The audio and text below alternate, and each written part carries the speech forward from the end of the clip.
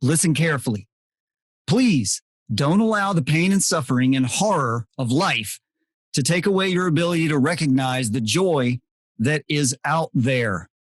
Personal suffering will test the very fibers of your physical, mental, and emotional self, and it'll do it to the point of ripping those fibers apart.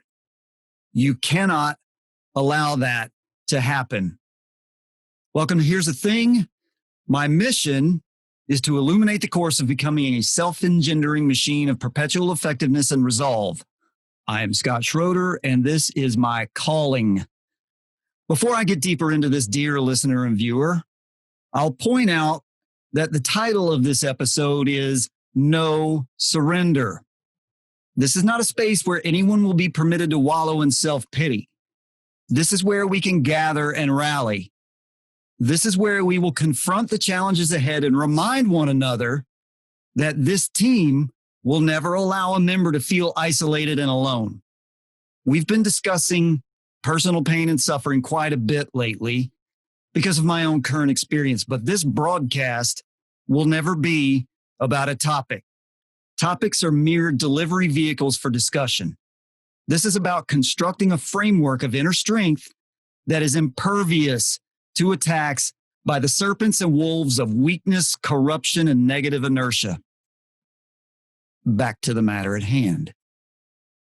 Pain is personal, and it's everywhere. Each individual perceives cognitive painful stimuli differently. Pain, well, what could better describe it? Quantum mechanics and things like non-locality and entanglement tell us that nothing is real until it's observed and measured. I don't know what could better describe suffering. Pain isn't a universal force. It's not some nefarious entity consuming mankind with suffering. There's no such thing as pain and suffering until it happens to you. And the observation and depth and measure of pain is hopelessness. It is up to you to overcome the debilitating effects this cancer will bring. You must be strong and you must be disciplined. You can melt away into a puddle of despair. It can and has happened to the best among us. But you have to decide that you will not be taken down by circumstances. You have to live and be the highest form of you possible. You have to be strong for those who depend on you. You have to stand in the face of friction. What else are you going to do? Curl up in a ball of sadness? What the hell good is that going to do anyone? First, you have to accept that pain is inevitable. It's real. It is part of everyone's life.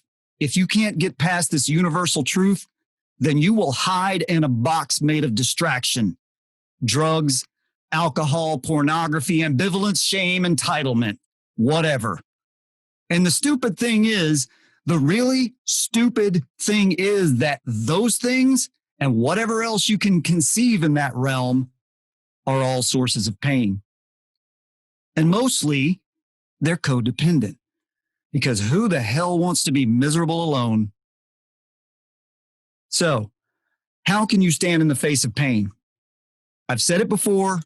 I'll say it again 1,000 times. You elevate yourself by surrounding yourself with people who elevate you. How can you ever heal? Ever? How can you heal? How can you ever become stronger? How can you ever become the highest form of you if you are surrounded by toxic people with toxic attitudes? It will never happen. Take a scalpel and sever the decaying flesh from the healthy tissue. What else are you going to do? You're going to give yourself a mission. And with that mission, you're going to give yourself purpose. And with that purpose, you are going to elevate yourself.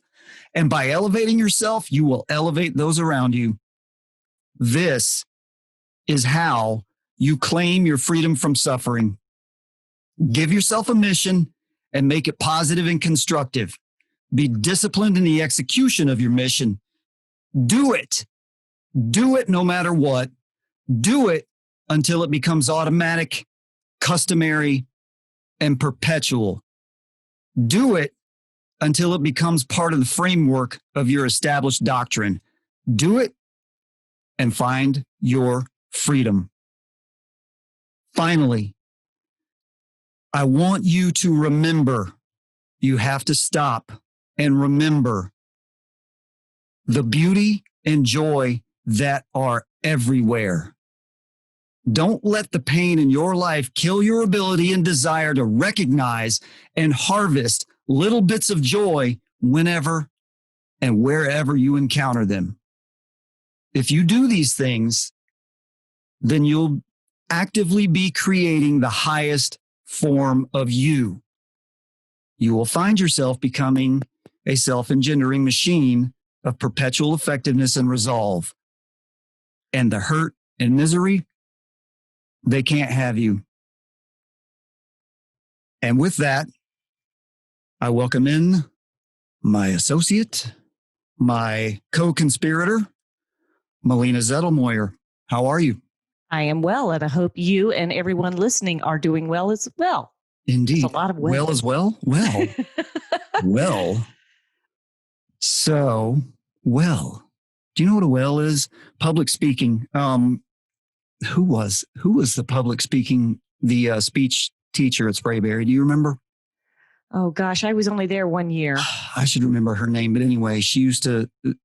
I think if she had an electroshock button for every time somebody said "well" in front of the class, a well is a hole in the ground or whatever it was she used to say. But we all. It's also a state of being. I am well. Yes, and that is one thing. And speaking of vocabulary, which we were rolling over and over and over again before we went live. Well, that is one of those things that I have always endeavored to teach my child, which is when someone says, "How you doing? How are you? How are you feeling?" or whatever version of that there is, you don't respond by saying, "I'm good." Good. No, you're not good. You may be good at soccer, but you're not feeling good. You're feeling well.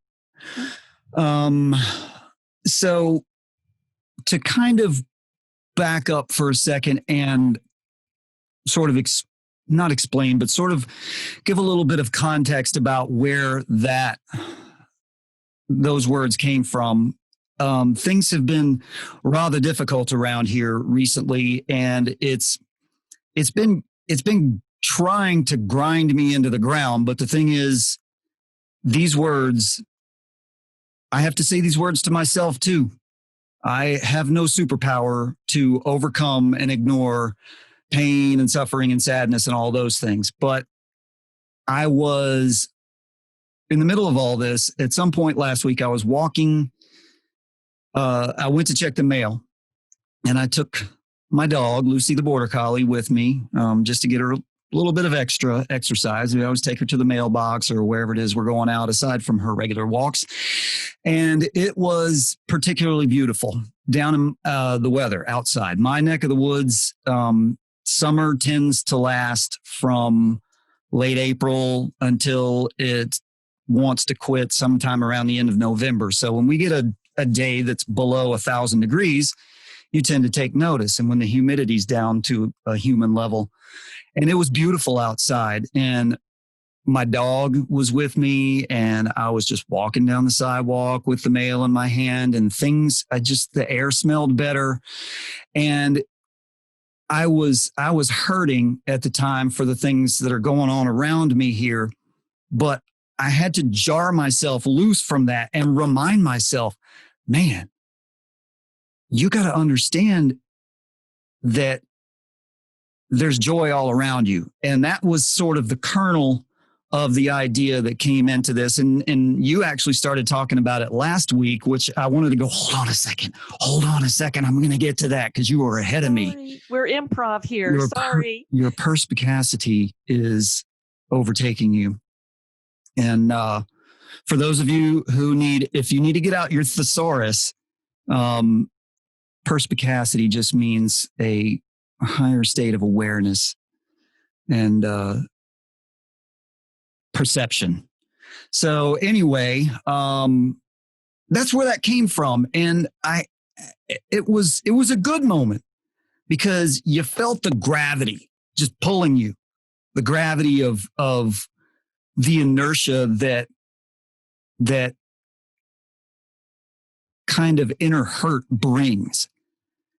And you just can't go down. You can't let it take you down. And so I could have easily walked right through that moment. I could have easily missed that and just allowed it to go. But I remembered that I am trying myself to be a self-engendering machine of perpetual effectiveness and resolve. And I remembered the little bits of joy, harvested little bits of joy, just grabbed them right out of the air.